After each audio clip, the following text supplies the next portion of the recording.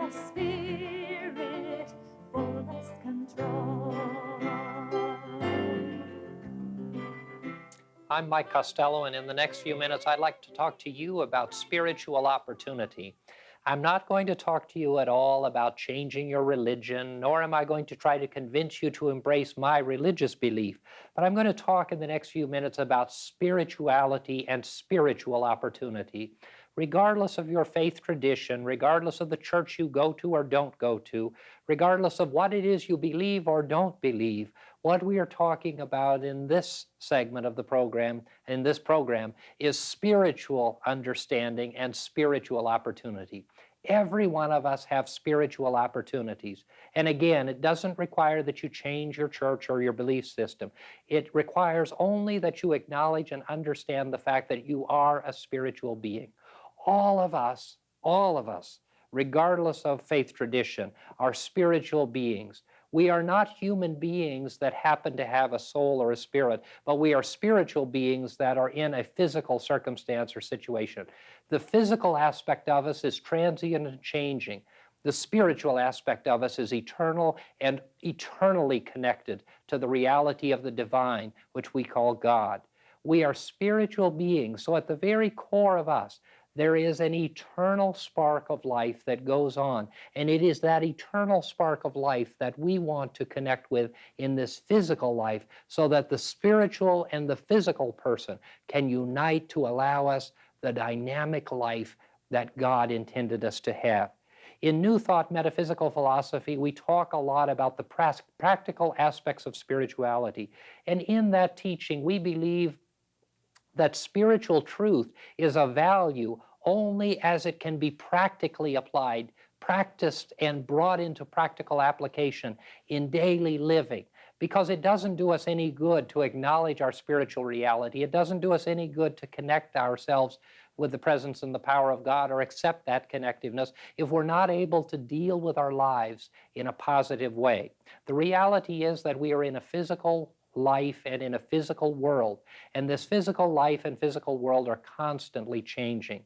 We believe that we see what we see because with our eyes and our ears, we are able to see and hear the physical aspects of life. But all of us know and understand the fact that there is a transcendent reality that undergirds all of this physical life, and that is our spiritual being. We believe in the power of thought and the power of mind, and very often we say that we live in our minds and not in the world, and we say that everything in this world came from thought. That is, everything in the physical world. And I'll give you an example. The television that you're watching right now, the chair that you're sitting in, all of the things that you can see in this physical life were thought before they were brought into manifestation, before they were created. Someone had an idea about the television. Then they wrote down the plans and did drawings and tested their theories. And then from those plans, someone brought the plan together and built the television. The simple chair in which you sit and the table upon which you eat every day were thought of before they were created. They came out of the creative power of thought. All of life comes from thought, which is the creative force.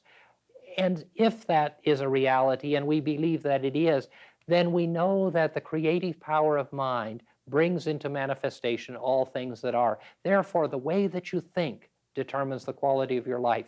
And the power of your mind can make you happy or sad, depressed or victorious, healthy or sick. And it is the way that you think that will determine these things for you.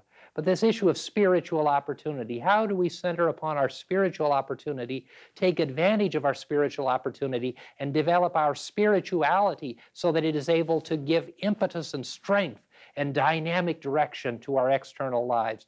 We begin by being cautious of the way that we think, and we can begin the process of claiming our spiritual opportunity, the spiritual reality of who and what we are, by giving up some very negative thought processes, some very negative ideas.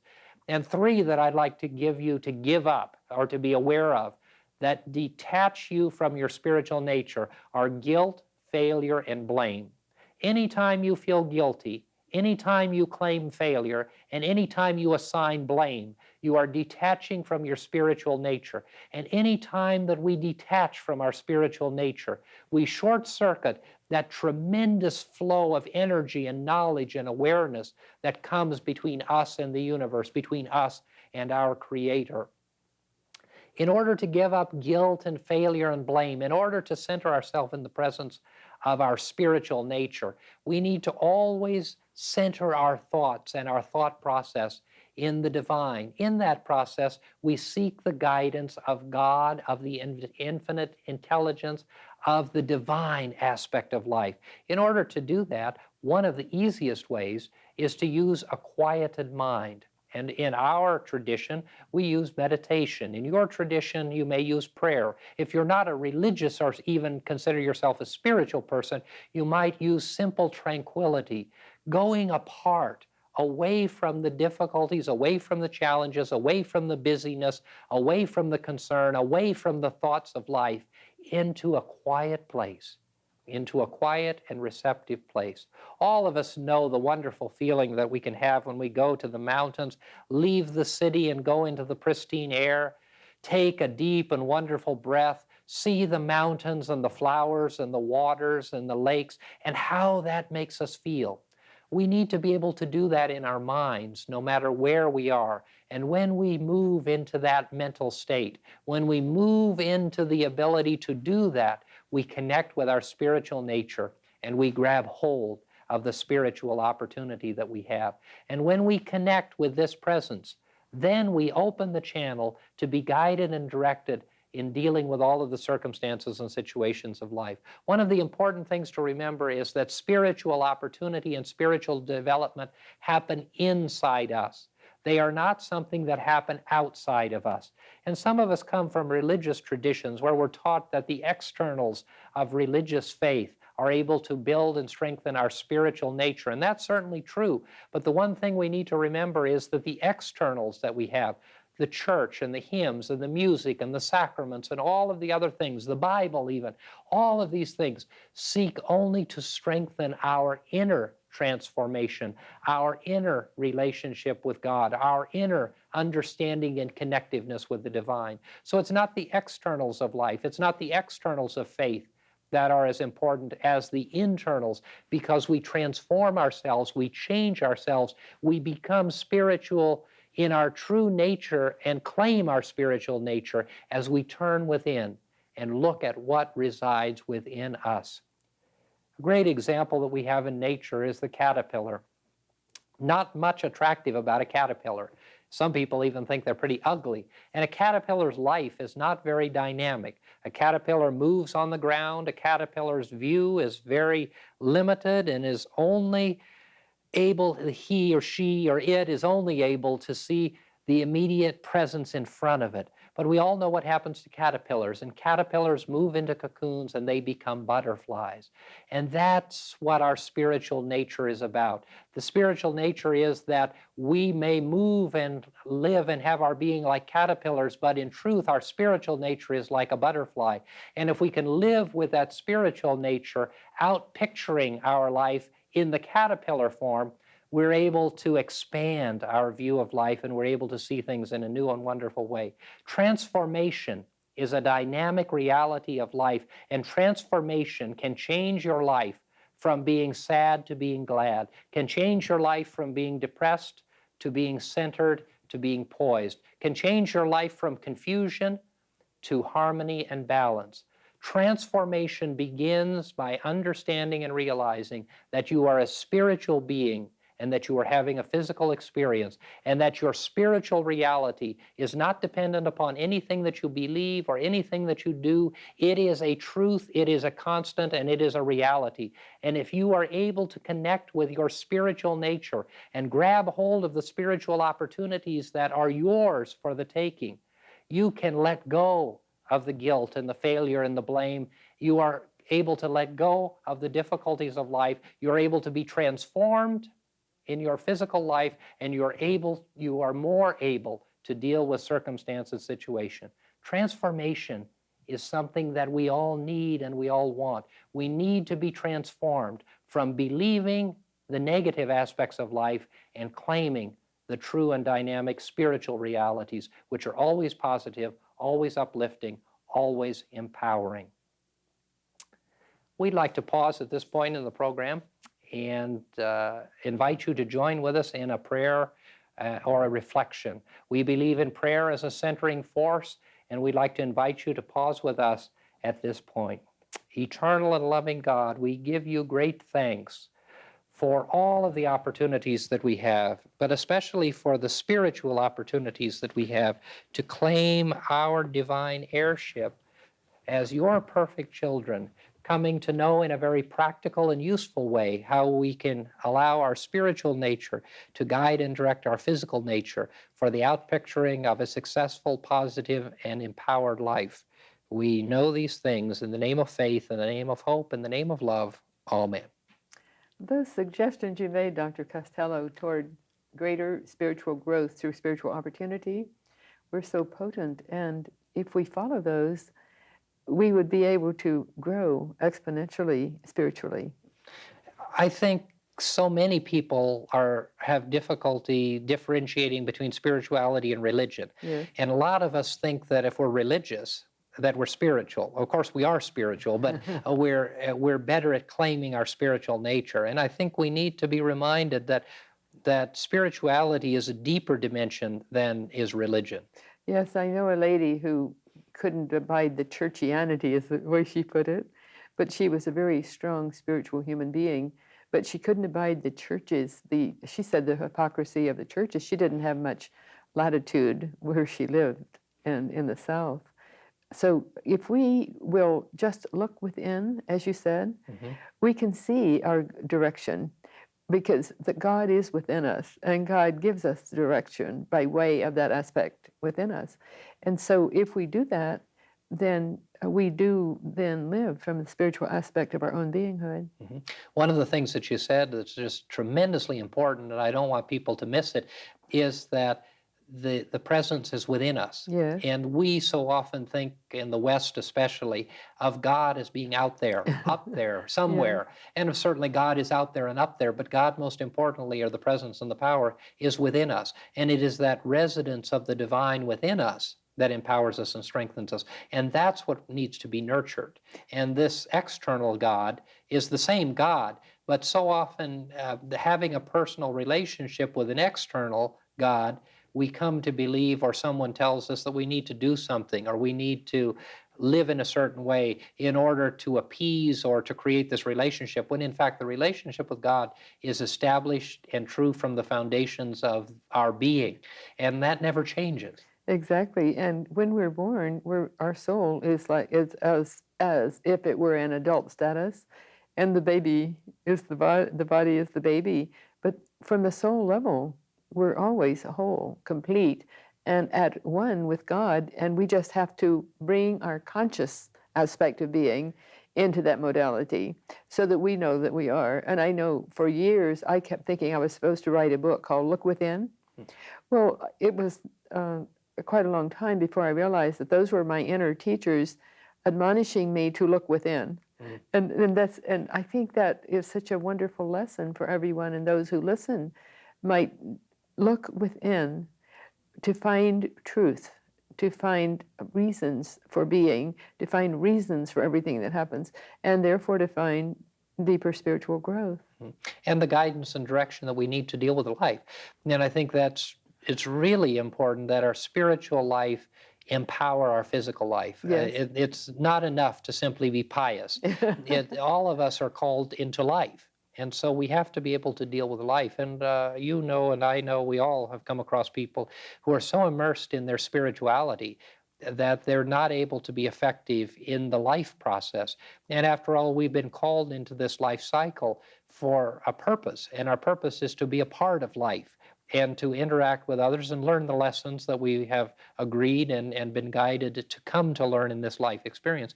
And we can't always do that by withdrawing. We withdraw for a while in meditation or prayer or reflection or church or class or study, but then we need to go out into the world. Yes, and we have to live the life then. Live the life and speak the word.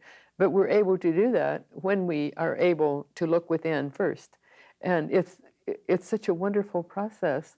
And God gave us this plan, and when we use it, we're happy and healthy and strong, and we look at life joyously, and we realize that change is essential and inevitable. And if we look from that spiritual aspect of our beinghood, then small things or large things that touch our physical bodies don't really touch us. And I know you've said that so many times in your services, that they don't really touch the essential person. Mhm. And that ability not to be touched Yes. by these circumstances empowers us and strengthens us. Yes, and when we do have that, we can face any change with equanimity, and we can also help others to go through their times of change by, instead of saying, "Oh yes, isn't that terrible?" just look at the brighter aspect. And I don't mean to be a Pollyanna, but to just help the person, gently help the person to see that, well, perhaps this change is essential, Mhm. and look to see what the good that it was going to bring.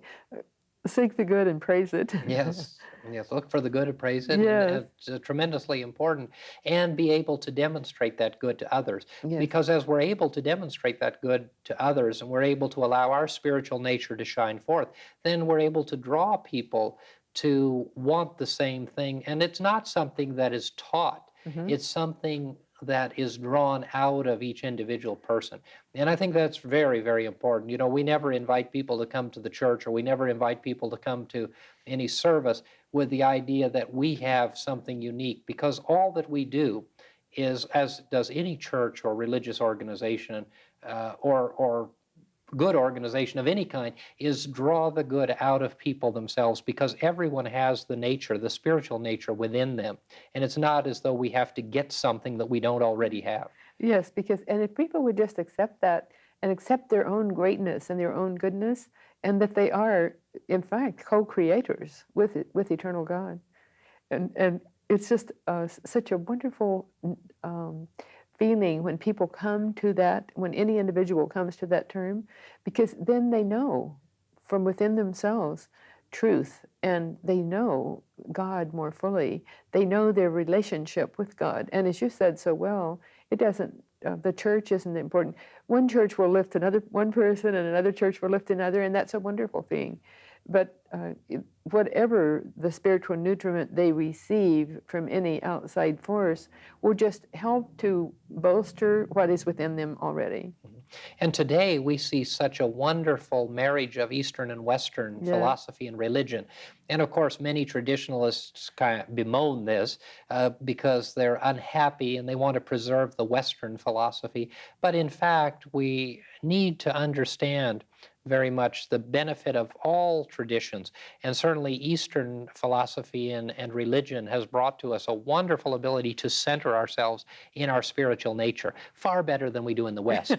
I think that some people who are Western theologians or from a Western faith tradition do a very good job of praying and meditating and centering, but I don't think there's any comparison between the dynamic power of Eastern faith to be able to move out of the physical world in consciousness and move into the spiritual realm. And I'm not at all suggesting that we ought to stay there, nor am I saying that there is one cookbook method that's better than others. But I think we need desperately to be better meditators in the West.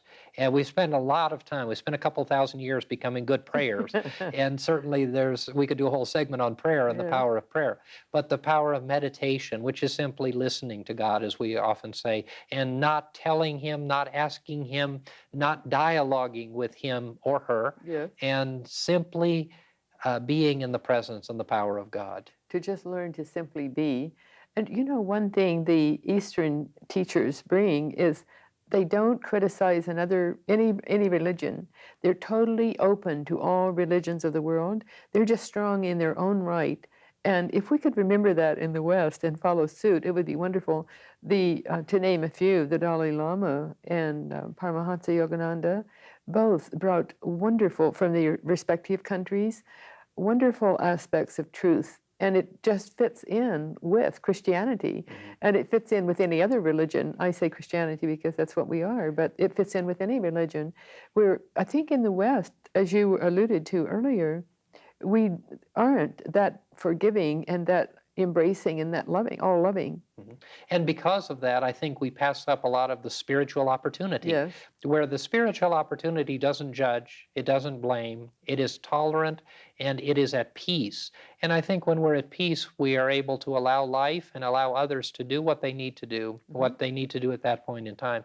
But being at peace, and we talk about it in New Thought so often, and the Eastern philosophies talk about it. And of course, we're a New Thought Christian fellowship, so we certainly have a Christian aspect of theology and thought to our faith tradition, but we talk about being centered. Yeah. And so many in the West and so many traditional Christians have great difficulty with the whole concept of being centered because they've grown up in a faith tradition that never taught them to be centered. Yeah. And it never taught them to meditate, and it never taught them to draw upon the spiritual nature. It instead was nurturing their spirituality from the outward in, rather than allowing the inward spirit to be manifest outwardly. To flower, as it were, and it's inverted instead of flowering. And when we can do that, and it's an interesting thing how some people will accept that truth from a very young age, and others not, isn't it? And of course, I account for that as reincarnation, bringing through that aspect of being. And I use myself as an example because I started meditating when I was 20, and certainly no one in the South where I grew up thought of meditation, nor did they believe in reincarnation. So to me, whatever we innately bring through shows where we came from. And as we attach ourselves to that inward stillness or that inward presence, we then begin to draw upon this limitless opportunity to have our needs met. Yes. And that, of course, doesn't mean that life is going to be a Pollyanna experience. Exactly. And that's tremendously important. And in New Thought, I think it's tremendously important because so many New Thought organizations build their teaching upon the externals of life. And certainly there's every reason to strengthen our external or physical life. Yeah. But the fact is that our spiritual life is the important empowerment that brings forth the ability to deal with circumstance and situation. Yes, and it would seem that when we get our spiritual aspect of being in hand, then everything else falls into place. We live within the means of our financial resources, whatever they are. And if there's suddenly less or more, then we still live within that means in a comfortable, wonderful way. And so we have a different viewpoint of whatever life brings us when we live from that aspect of being. Absolutely. And the important thing is to be aware of the fact that life creates for us many, many opportunities. And when we get involved in remanifesting life or calling into changing life, what we really are talking about from a spiritual standpoint is changing ourselves, so that we change and the circumstance or situation of life doesn't have to. Because whatever life brings us and whatever lesson we need to learn and whatever experience we are brought to go through, we are able to grow through it because of the strength that we have from the inside. It's a little bit like a mathematics professor who is able to solve all manner of problems. And one of the greatest things that anyone who loves mathematics can do is to be brought another problem and be able to solve it. And yet in life, we don't want to, we many times want to remove the problem. We don't want to, it would be like the mathematics professor saying, don't ask me, go ask someone else.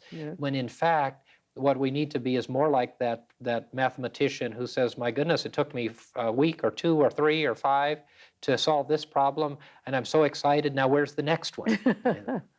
Exactly. And we want to also reiterate that it doesn't matter what anyone believes as long as it gives them spiritual nutriment, because we're all in a different space at a different place at a different time.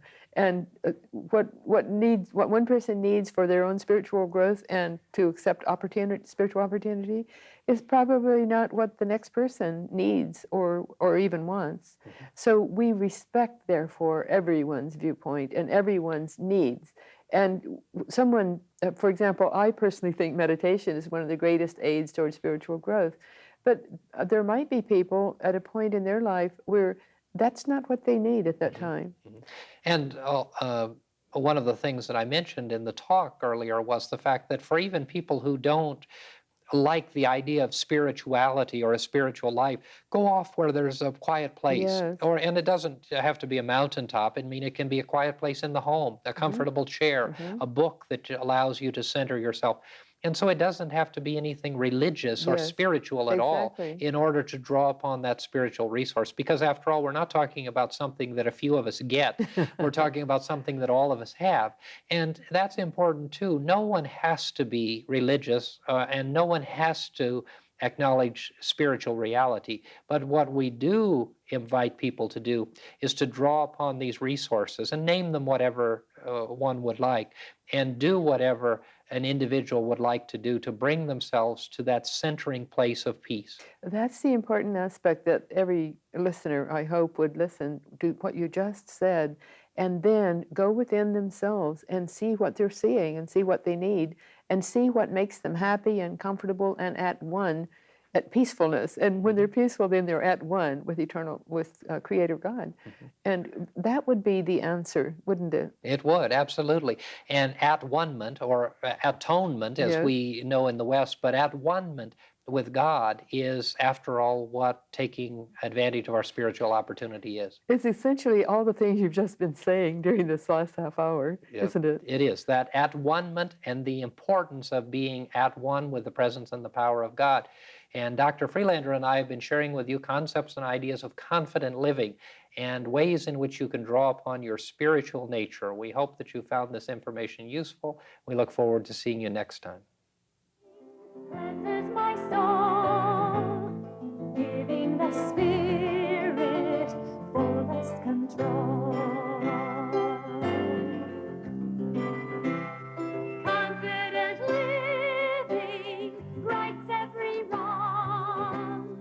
Dynamic power helps me be strong. Confident living comforts my heart. From such a blessing I can't depart. Confident living helps me expand visions of value, the kingdom at hand.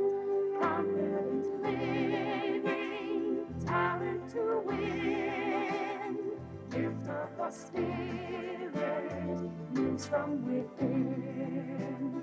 Confident